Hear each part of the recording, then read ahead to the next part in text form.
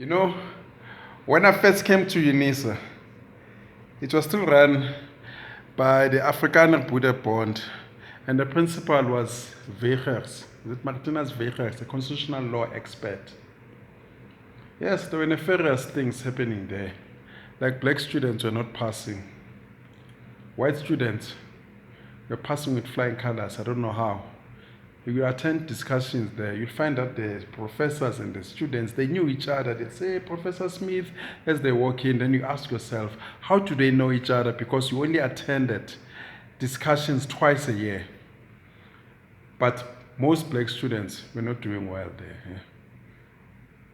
We're not doing well during those days. Then came in the ANC. I had messed up that university. I must mention, under Weghers, admin-wise, top-notch. You could register now, get your material now.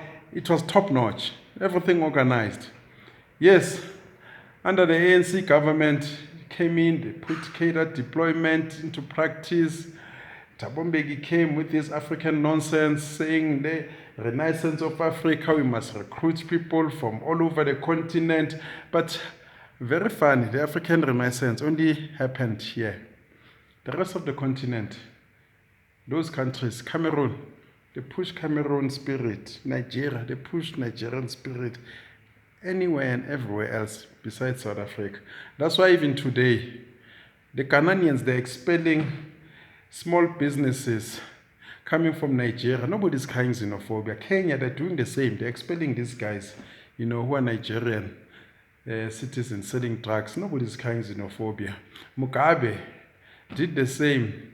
Angola, everybody's preaching nationalism. Nobody's crying that there is xenophobia. Only in South Africa. This xenophobia only happens here in South Africa when South Africa must take care of its own citizens. So you're being xenophobic, And these African leaders or South African leaders, I should call them African leaders because they don't lead our people. They don't represent our people. These African National Congress leaders, they take this xenophobia thing serious. No, we are not xenophobic. Who cares? Other countries, they don't care. When Paul Kagame says, in my country, this is what is happening. When Buhari in Nigeria says, small business for Nigerians, nobody's crying xenophobia. Ghanaians, everybody else is practicing nationalism. But anyway, coming back to Unisa, they started, bringing these guys from Ghana, Burkina Faso, some with dubious qualifications, dodgy PhDs. And the Afrikaners also brought them, because ANC was also pressurizing them with BEE that we need black professors. Instead of uplifting local guys, they went for these guys.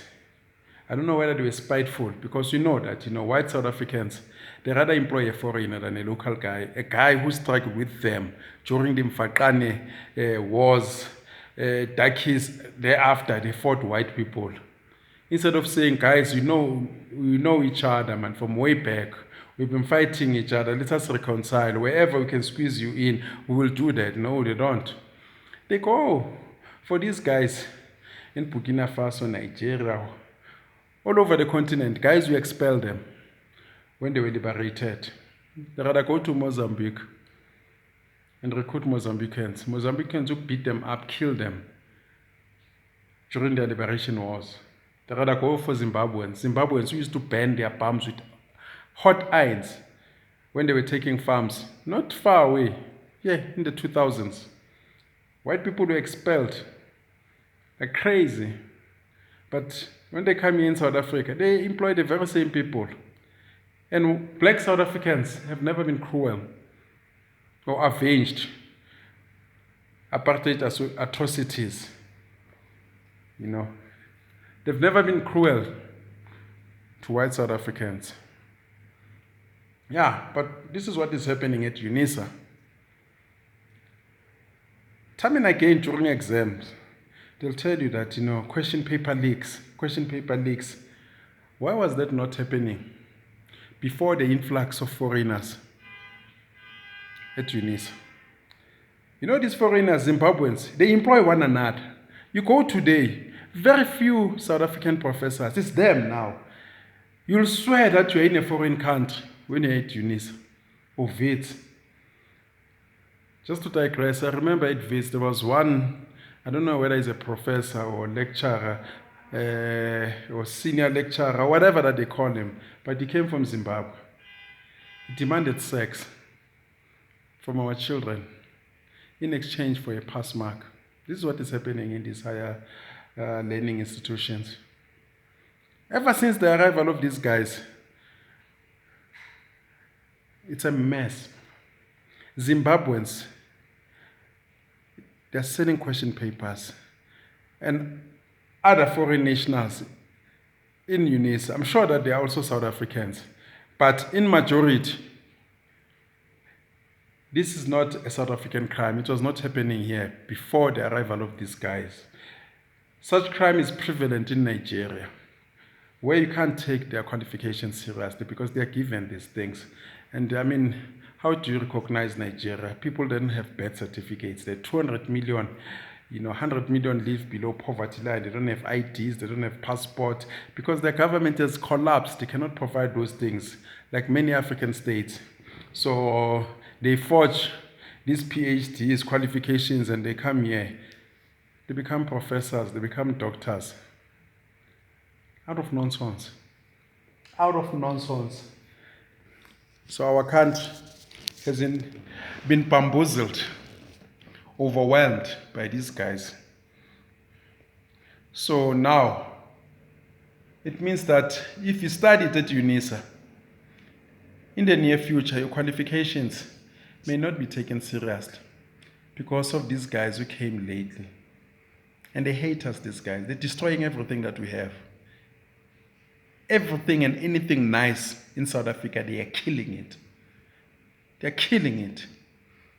And we've got stupid government that is afraid to raise a finger.